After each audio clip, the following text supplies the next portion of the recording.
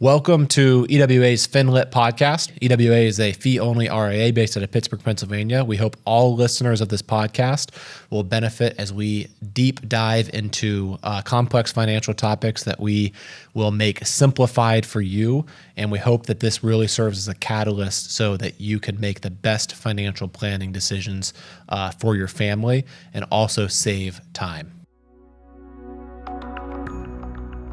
Welcome, everyone. Today I'm joined by Jamison Smith. We're talking about the somewhat taboo topic, but prenups. So first, I figured, fortunately, we've had the opportunity to serve a lot of clients, a lot of high net worth clients, a lot of amazing individuals, doctors, executives, retirees, a lot of business owners. And unfortunately, through life, as we know, not all marriages work out. Some of them end in divorce, and there's a lot of financial ramifications that occur after that. So I myself have been through a divorce, and so have the firsthand, experience and knowledge of, what having a prenup versus not having a prenup and what to expect. So first, I figured we would break this down, what happens if you don't have a prenup. And then we'll get into, if you do a prenup, what have we seen? How do we recommend to navigate the conversation, et cetera? I want to say, if you don't have a prenup, you by default do have a prenup. It just, the government's telling you what happens. So no, you're exactly right. Even if you don't have a prenup, you have a prenup. It's state by state specific. And I like the analogy, go walk into the DMV to get your driver's license renewed or whatever you have to do there. Would you want anybody in there making a decision on your finances in life for you? No. Absolutely not. So, all the more reason to figure it out on your terms and not leave it up to the government.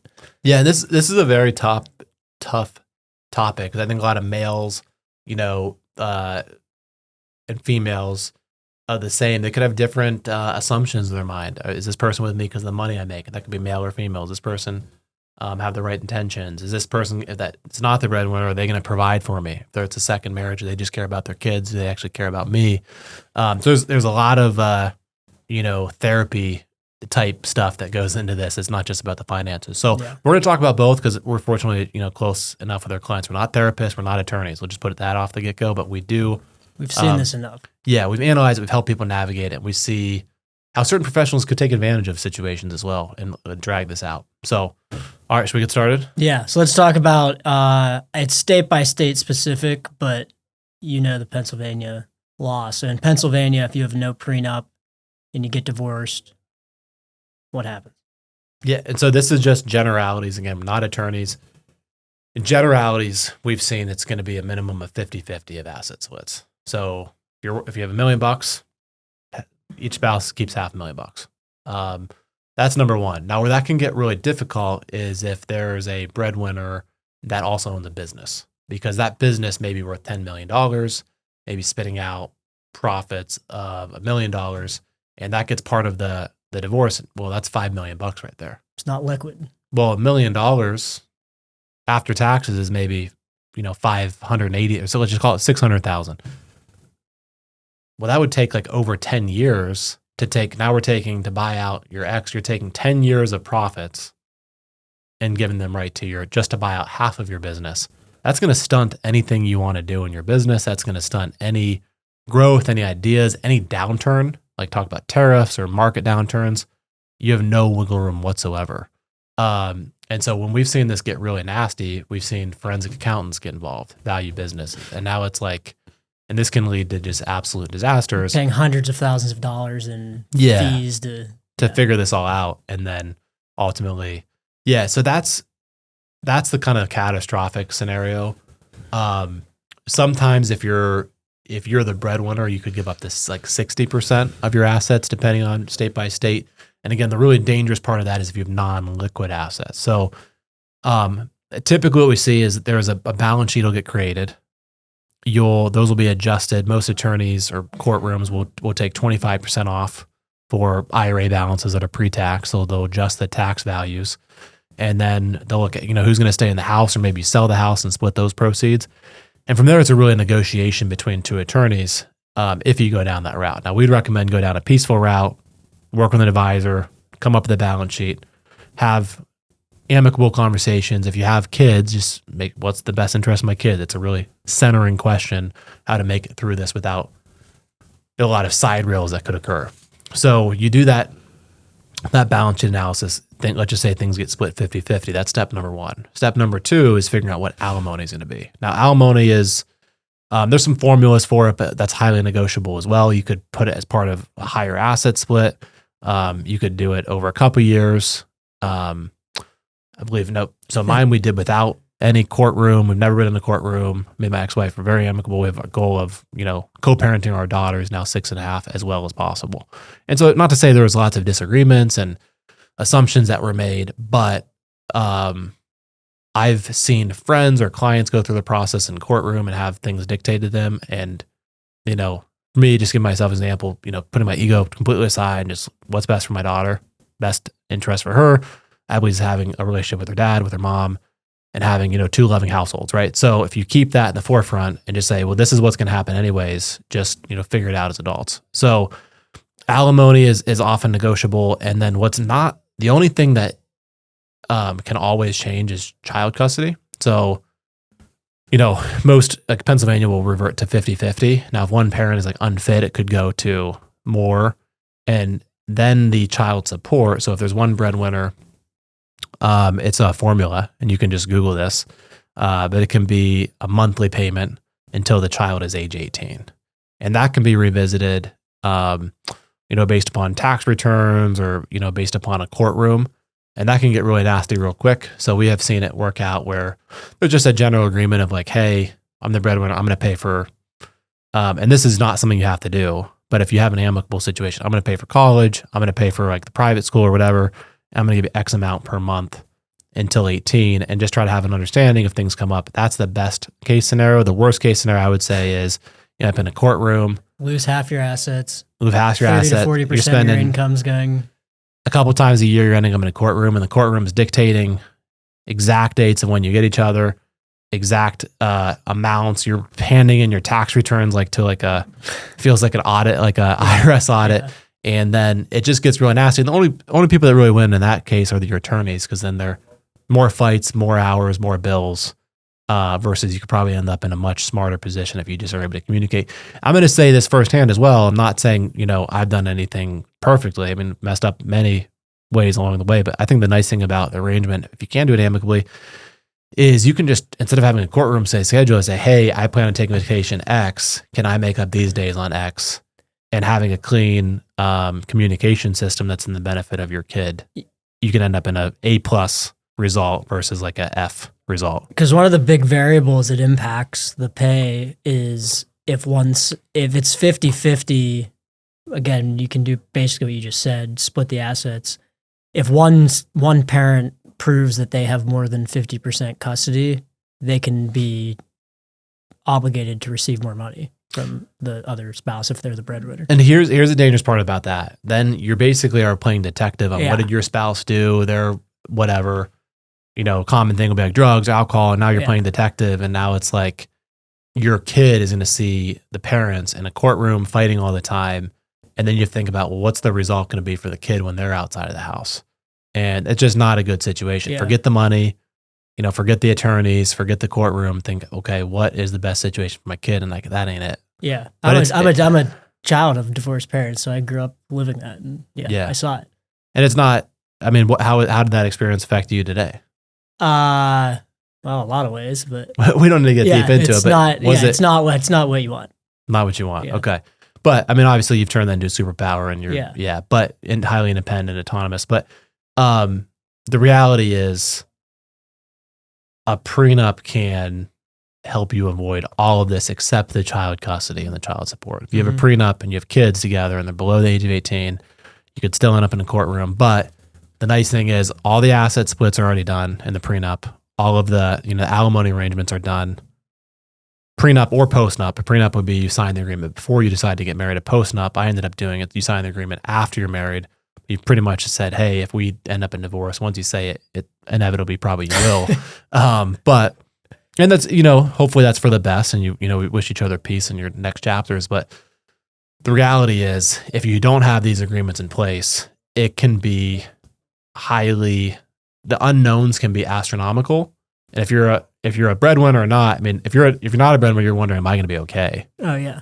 And you're fighting for your life because it's like, I was used to this lifestyle. Now am I going to have to go down dramatically? Or go back to work or yeah. Yeah. And so like, that's something I worried about with my daughter is like, I was a breadwinner and it's like, okay, I don't want her to have this huge lifestyle differences before that. So we've made some arrangements to make sure she has like consistency. She's in good neighborhood. She's in a good situation regardless. And if you're the high incomer, it's like, am I gonna have to work harder? Cause now I have to pay my bills and pay them. And like, so there's just a lot of, financial, but also psychological and assumptions, a suicide, I call it, where you make assumptions. It's basically a suicide. Like we suffer more in imagination than ever in reality. And during this process, you're going to suffer in your imagination dramatically.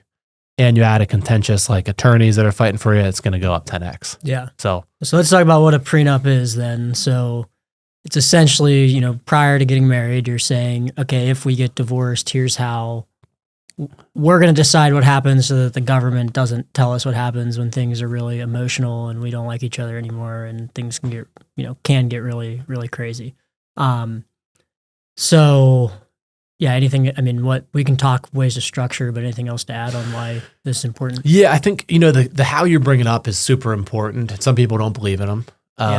And I think that's, and a lot of time, oh, my kids will never, like, it's just a statistic. Divorce rate's 58% in America. 50, yeah, and I've heard some statistics, oh, that's going down and that's off. But I mean, the reality is like, it's more than 50%.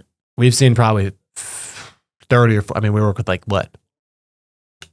Just under 400 households, and we've probably seen, 40 divorces in the last, I've been doing this 15 years, but you've been here how many years? 5 years? 5, yeah.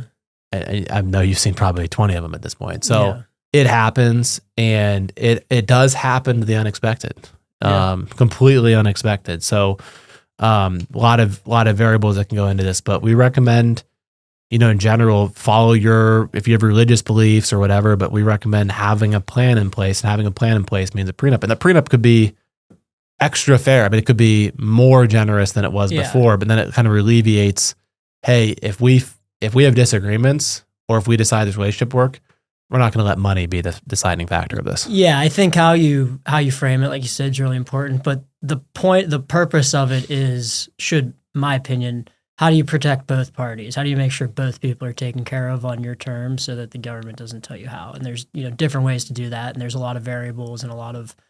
It's not an easy conversation. It's not a quick conversation. It takes time. So there's some negotiations, but I would say in general, like, I've helped clients structure these and, got attorneys' opinions on how to do this. And so I would say in general, here's a good starting point.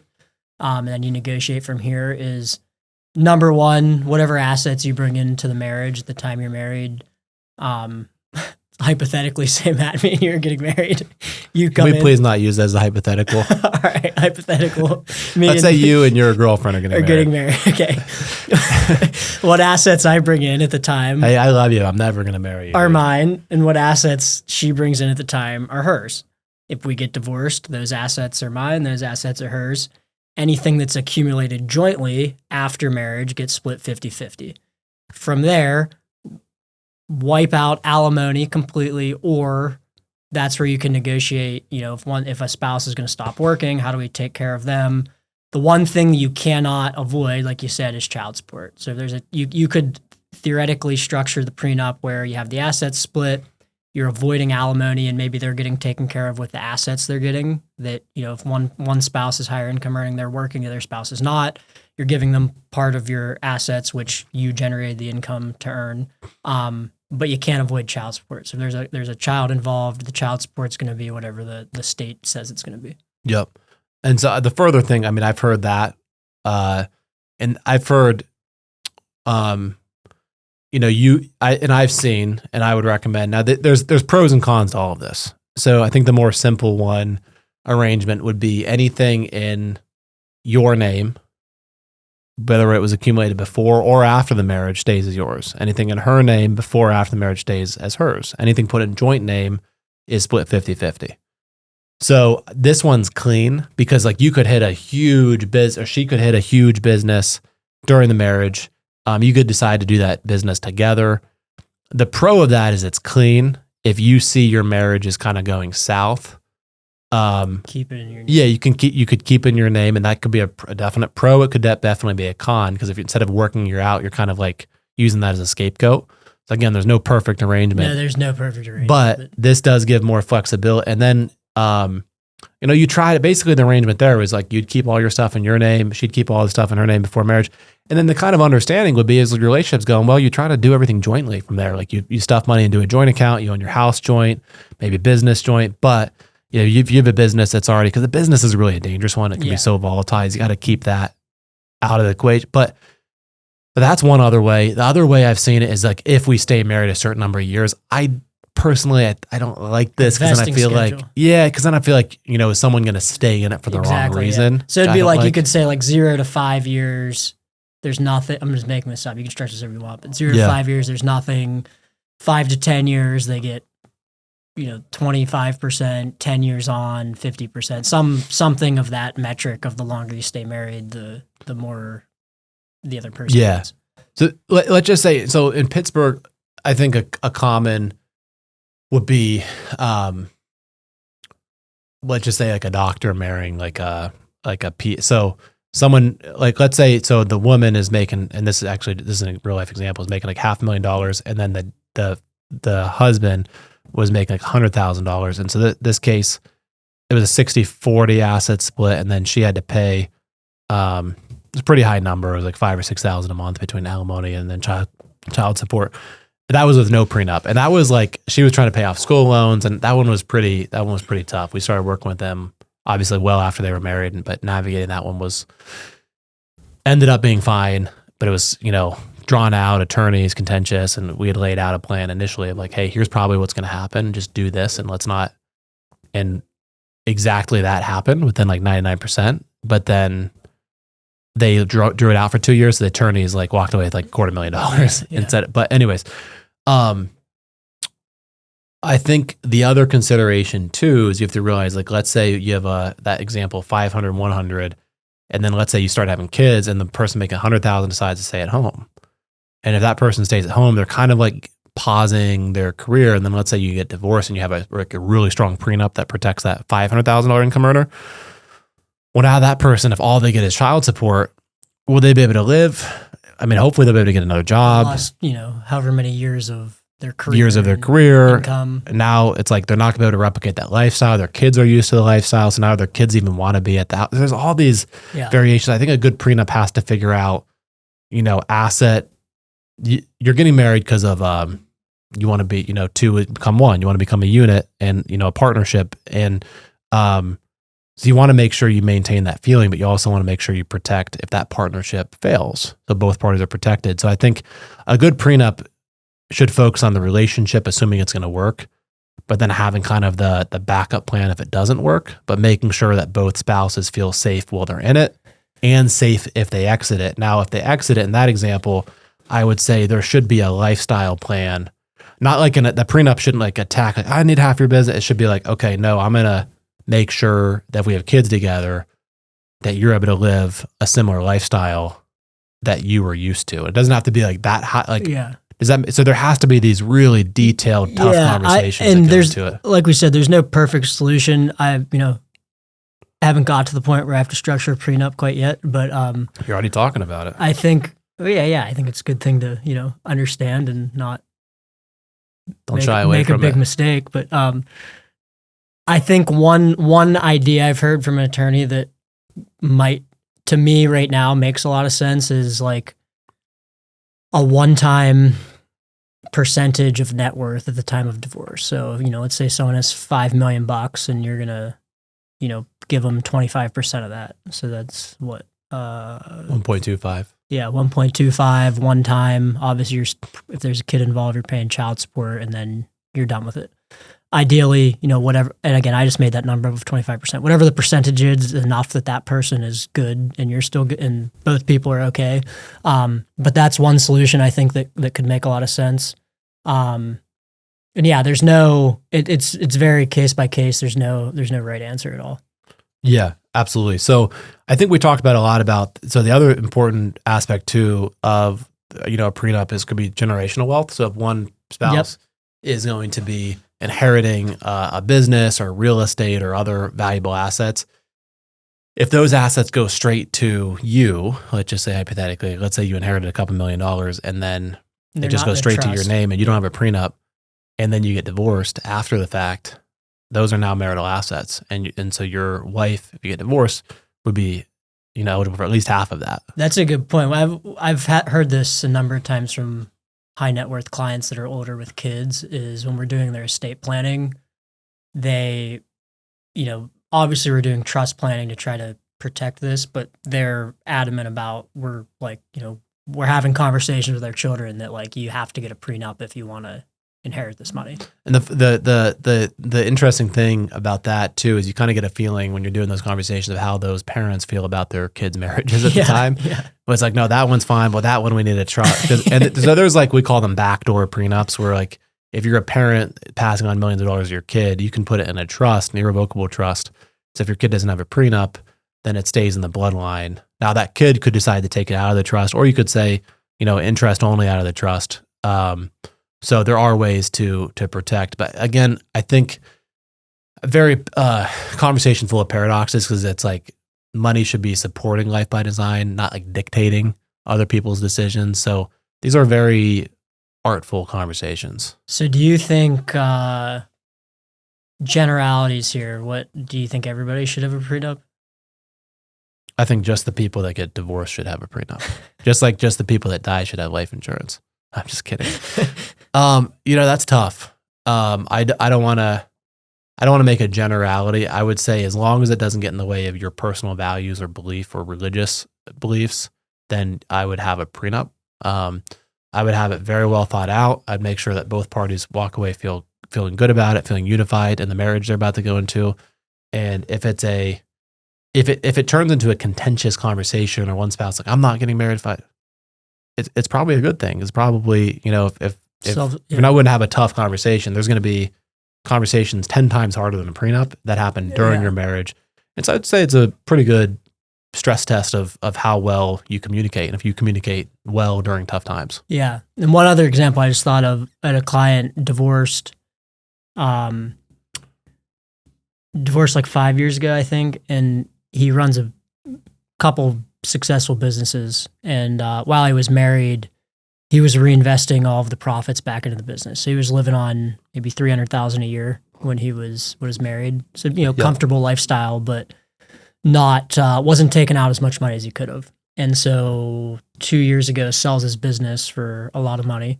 And the 2024 tax return shows millions of dollars hitting as income because he sold his business as capital gain.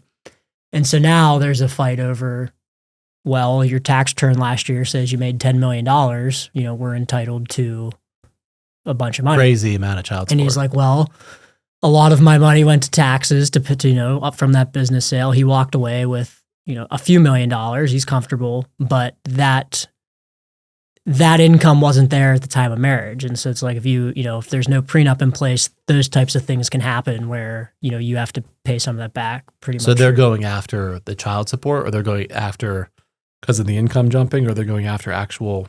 Yeah, I think it's child assets. Support. Yeah. Right? Yeah. Which those formulas are pretty insane. Yeah. They'd owe more for child support. Yeah. Yeah. You got 3 kids. You could owe. Yeah. It's like 30% of your income, right? Child support I think is capped at like 24 or something, and then alimony 24,000 a month. 24%. Oh, 24. I think. Yeah, I'm not sure. I just know it's state by state. If you're a 7-figure income earner, it's insane. Yeah. Yeah, you could be paying 30 to 40% of your income to the other person. Yeah. That's gross income. Gotcha. And child support and alimony are not tax deductible either. This is after tax money. So you're paying $5,000 a month. That's $100,000 of gross to get to $5,000 a month that you're paying. Yeah. So that's tough. Yeah. But it's also tough for the other side because maybe they're used to this lifestyle. They have 3 kids and they're trying to make ends meet. So you have to look at both sides. Yeah. And I think a big misconception too about prenups is like the higher income earning spouse wants to protect themselves and like essentially screw over the other person. And that's not, I'm sure there are people that do that, but for the most of the time, I want to make that clear. Like that's not the Yeah, not what we're recommending or what we think is reasonable. Like make sure both people are taken care of comfortably. absolutely. The other thing I'm going to say for if you're not the breadwinner, and let's say you're married to a breadwinner, and let's say that breadwinner has school loans. This just happened to a client. Again, we worked with them after they got married, got divorced. The breadwinner had like $350,000 school loans. And that really helped the breadwinner because a balance sheet is assets minus liabilities, right? So they had $1 million of net worth, 350 of school loans that the breadwinner was going to keep. Now your net worth is 650. So now instead of getting half of $1 million that's liquid, he's getting half of 650, so 325 in that case. So $175,000. So you have to also watch out in the prenup as far as debt obligations. How does that get factored into? Is the debt going to be part of that division? And so again, that's the importance of having a prenup in place, is working this all out and not having a disaster unfold if things don't work out on the back end. Yeah. So I think spending $2,500 to $10,000 upfront if there's a complex case and you own a business and multiple, versus spending hundreds of thousands of dollars potentially of attorney fees as you go through the system, especially if you have kids. Now we're talking about financials, we're talking about kids, we're talking about how fit you are as a parent, we're talking about scheduling, we're talking about all the stuff being dictated on you, versus if you have one. So I think better, easy decisions, hard life, hard decisions, easy life. So the easy decisions, let's not talk about this. This is too tough. I don't want to offend him or her. That's going to lead to hard life if things don't work out. Hard decision is have this conversation now, whether you sign a prenup or not, like have the conversation. That's going to lead to an easier partnership or marriage later on. I would say, I'm definitely not, I'm not saying this in an anti-marriage type of way. Like, I think marriage can be a great thing. Go ahead and get married. But if you're going to skydive out of an airplane and there's a 50% chance that you died, 58% chance that you died, would you do it? No. But if you did it, you'd probably make sure you had a really good parachute and know how to limit those probabilities. And I think that's very similar to marriage without a prenup. There's 58% chance just statistically that it's not going to work. And, at least have that parachute on. I think there's several things in society that are crazy that and this is one of them, right? It's like if you're a doctor or business owner, if you're a neurosurgeon, it's not your highest risk is not getting sued. That's very low comparatively to you getting divorced and getting wiped out. Vice versa, if you're not a bread and you're married to making sure you're okay. So have this conversation. And the same thing, the common sense of it's not something that we should do. And then it's think about this crazy analogy, but how widely accepted alcohol is used in our society. It's horrible for you. Yeah. But it's some of these common things. I think a prenup is one of those. It's you got to have the conversation. You got to. If the majority is not doing it, means you probably should be doing it. The other thing too, you don't have to tell anybody you're getting a prenup. You can do it and maybe it's not a public document. Consult, your close friends or attorneys or advisors, and you don't have to make it public to your friends and family that you're getting a prenup. You can get it and not talk about it, and nobody knows or judges you. 100%. So I'm going to say a couple things here. One other benefits of having a prenup as far as making sure that the relationship can stand the tough conversation is to have a prenup executed. You need to disclose your assets. And so how many times have you seen where people have gotten married and then they find out years later, my spouse has $60,000 of credit card debt.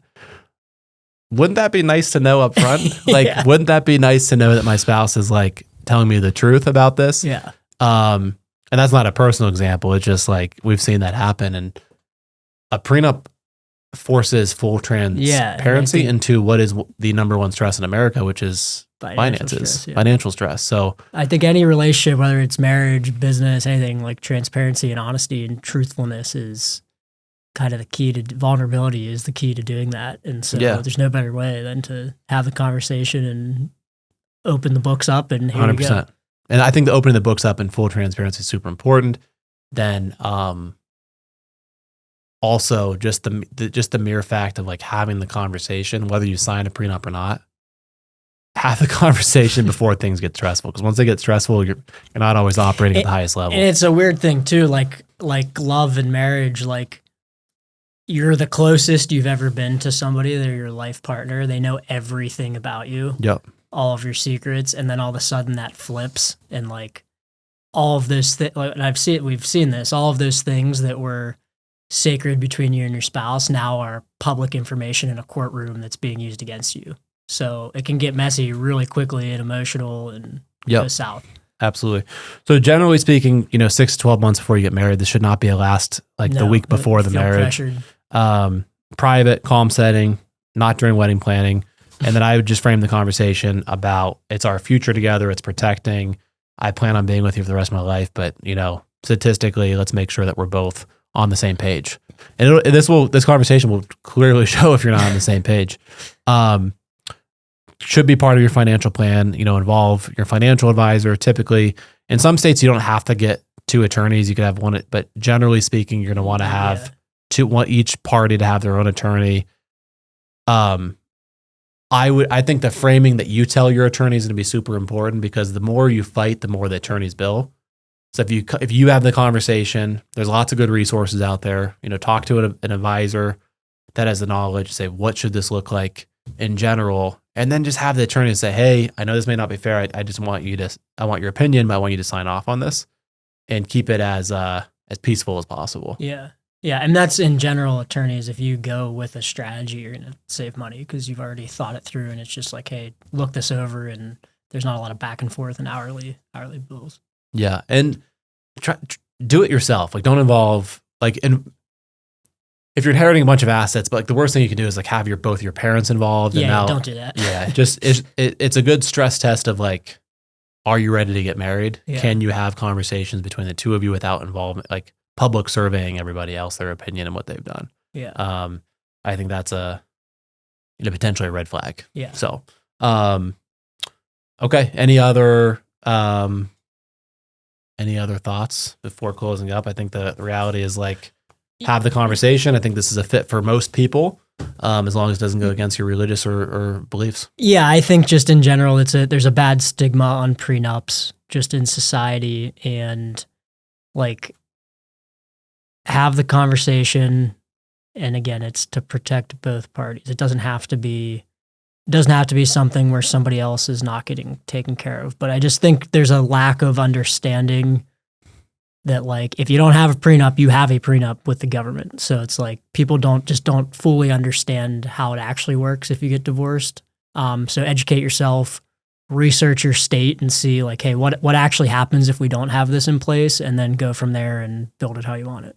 Absolutely. Yeah.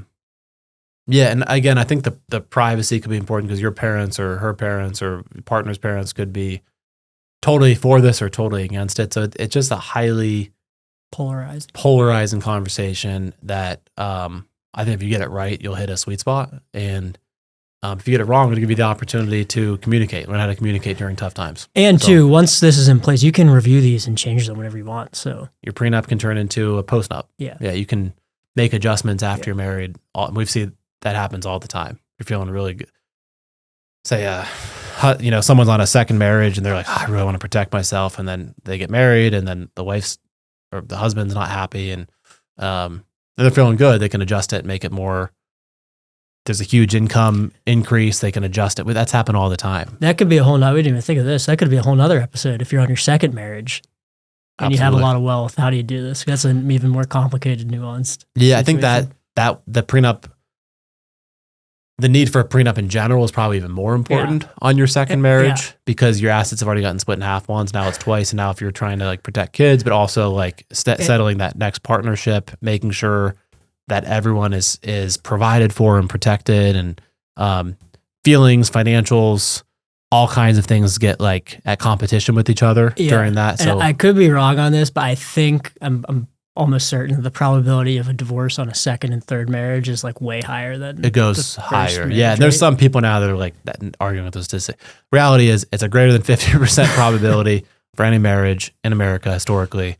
We wish you the best, and let's have a plan in place to make sure that the best is executed well and there's mutual understanding. And if God forbid it doesn't work out, we got the plan in place as well. So, well, please reach out if you have any questions, and look forward to catching everyone next week. Thanks for tuning in to our podcast. Hopefully you found this helpful. Really hope this is as beneficial and impactful to as many people across the nation as possible. So hit the follow button. Make sure to rate the podcast, and please share with any friends or family members that would also find this beneficial. Thank you very much.